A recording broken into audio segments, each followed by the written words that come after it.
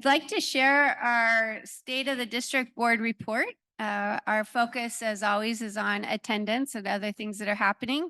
And I would like to really highlight our strategic goal number 1, build a culture of we, which, as we know, over the last 8 years, that it's really come to be, I think, known by most people that building a culture of we is about inclusion, about honoring our cultural experiences, about assuring that our learners experience the histories of one another and that they all feel like who they are is somebody who belongs in our community.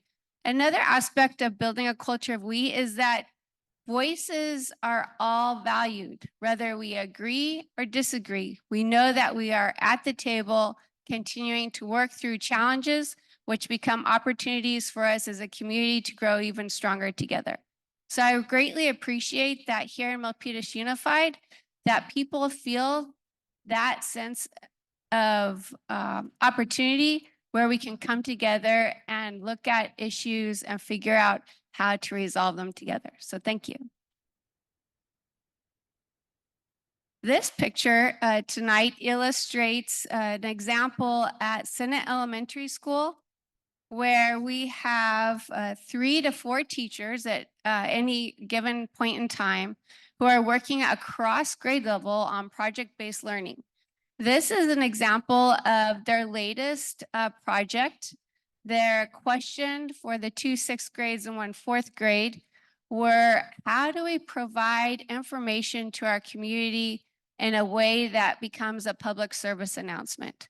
And most of the student groups focused on some aspect of climate or environment, and also rights, such as animal rights, which is what this group is pointing out in this picture.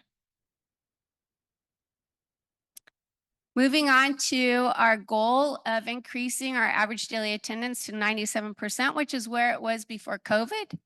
I always include a picture of something that represents how each of our schools has really focused on making this a collective goal by all involved, parents, students, team members.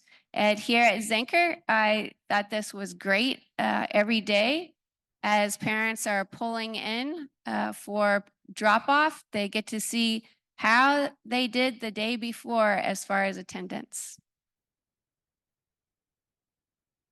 This is an opportunity for us to take a look since the last board meeting at where each of our schools is with their average daily attendance. And I will point out that the last marking, we had more of our schools who were closer to the 97%. So I'm curious about, and we'll look into why we took a slight dive. I suspect that it could be that we are catching up with some of the winter viruses that are around. So just a reminder of health and well-being and looking out for ourselves and making sure that we're getting the rest and vitamins and water and exercise that we need, and also really being grateful for those when they start to feel that something's coming on and take precautions and wear a mask. So thank you to those of you who are doing that. Last week, we had our groundbreaking ceremony for the Milpitas High School Performing Arts Center. And I wanted to take this opportunity to just give a quick overview of our Milpitas High School 2018 bond projects. And you can see in this picture, we have several of our students, as well as a few of our staff members who have something to do either with facilities or with actual bond development. And I've listed here the approximate costs of each of these bond projects. The Performing Arts Center is approximately $56 million. Safety and security includes everything from assuring that we have smooth pavement to prevent falls, that we have our grass in check so that we don't have people tripping in tall grass. And we'll definitely make sure we take care of that issue over at Weller.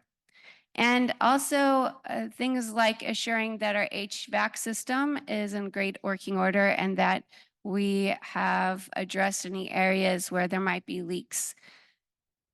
And that so far is approximately $3 million that we have spent.